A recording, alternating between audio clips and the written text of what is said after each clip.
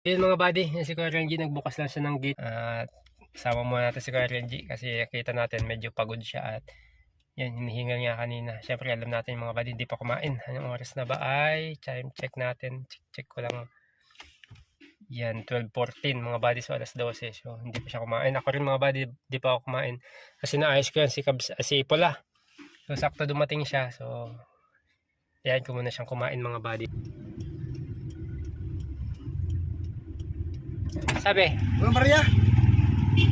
sa akin na lang, balik ko mamaya. Te, bayaran ko na lang maya, te. Bayaran na mamaya, pagbalik. Diyan lang naman ako. Wala. Dalawa. Yun, ako muna ang ano mo. Piloto mong malupit. Ay, huwag kang papa-apekto niya sa Sa mga nangaano. mga nangaano. Sarap-sarap na mabuhay. Kahit wala man tayong sapat na pagkain na sapat na mga pinansyal, masaya lang tayo. Mahalaga, di tayo nang-aapak. Sabi nga, hindi lang sa pagkain na buhay ang tao. Kaya nga, hindi lang sa tinapay, Hindi lang sinapay. kundi sa salita. Ayoko kasing idamay mga buddy kasi hindi tayo katulad ng iba na Ibang ano yan, ibang linya yan. pinagkakakitaan yung mga ganyang bagay, yung bawal sa atin yun.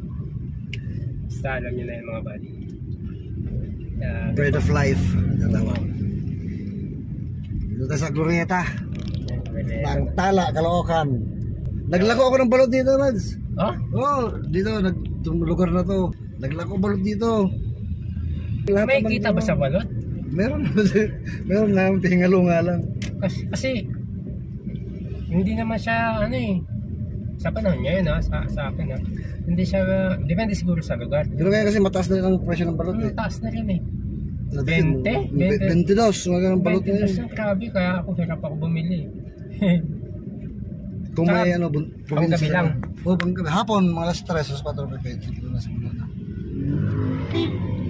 Sa probinsya, maganda. Kung may farm kayo, palayan, mag-alaga ng itik. Yung mga itlog nun, yun ang ginagawang balot eh. Yung pang balot. Pero pag dito bibili ka, wala. Di konti lang din kita. Balot, asin. Nakailang Suka. level na yun, ng tubo-tubo. Yan mga buddy, kain muna kami ni Kuya Renji. Tanong mo Kuya Renji kung pwede kumain. So, sorry. Pakainin natin muna si Kuya Renji mga buddy para hindi siya manghina. Gan na rin naman ako mga buddy. Kasi mahirap malipasan ng gutom. Ingatan natin ang ating kalusugan. Ika nga. Words. Hi mga buddy, kain lang mo kami ni Kuya Renji. Yan sa akin togi. At yan, kay Kuya Renji ay papaitan. Yan yung mga delicacy ng Ilocano.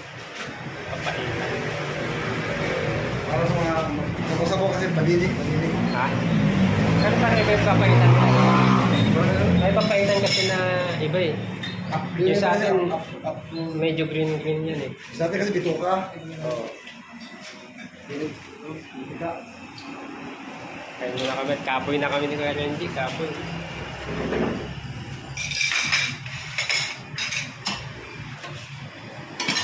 Yun, bagong dito. Tayo kain. Right? Ay, hindi naman maselan yung may-ari doon. Ito tayo doon ng maganda. Yung mga kagandahan, marami yung kaya ko naman din siya. Kasi ang problema, hindi ko alam kung matatapos ko. Kaya pagwagin mo ito pag style yung na-spray. Hindi may nabibiling gusto na, di ba? Pero mamamahal. Mapapamahal. Beijing data sa ako rin maliit sa Renta. ako. Renta. Punta natin eh. O, pwede. Ngayon na? Pwede. Matayin kung wala ang gagawin. Problema wala akong panggas eh. Hapon na rin. Pero mas maganda pag tumuro. Gabi na. Diba, ganyan, traffic. Pero tayo alipas ng mga sabi. Sabi ka ng...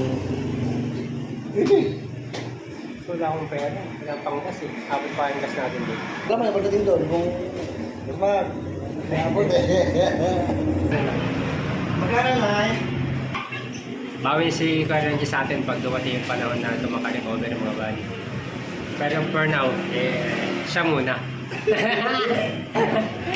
Alright, so mga buddy, bayad muna tayo.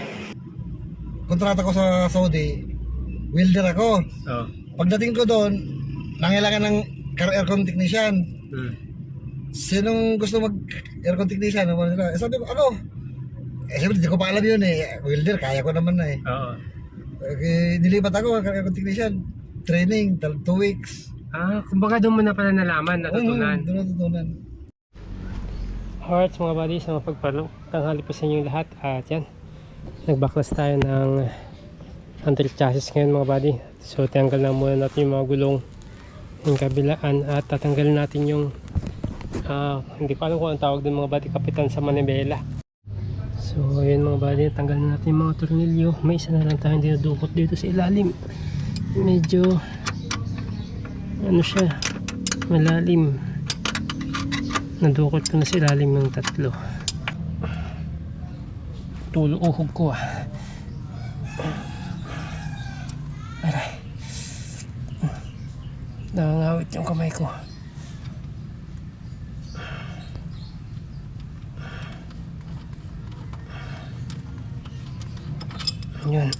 Yun tanggal natin.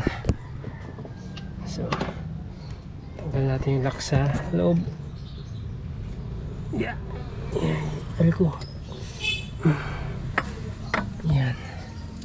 Ito yung pinakalak ng dalawa. Alam nyo na siguro kung ano tawag dyan. So tatanggal naman natin doon sa loob ng manibela para mahugot natin. Alright, start naman tayo sa ilalim. So tingnan natin kung saan dito yung mabaklasin. Medyo madilim lang. Alright.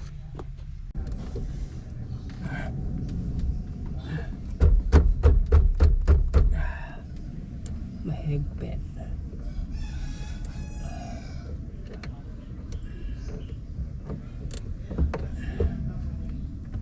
Yeah. Ayun.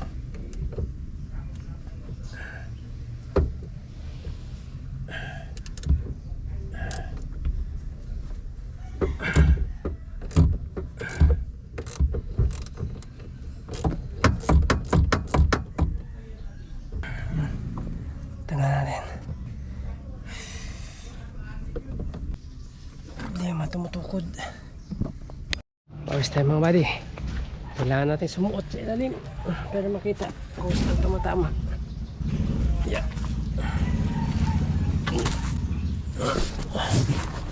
Yeah. Ito mga buddy, yung binabaklas natin. Ito gumagalaw na to. Problema lang, nakasabit pa doon sa manibela. Dapat pala inuna ko tinanggal doon.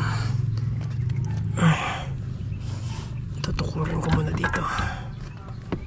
Yan, para mabaklas ko dun sa labas, kabila. Grabe init.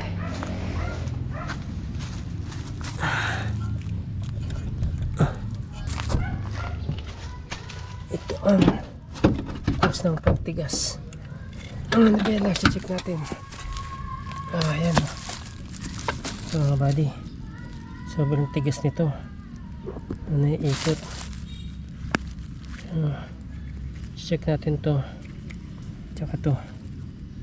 Tsaka yung pinaka ano niya, release. Alright.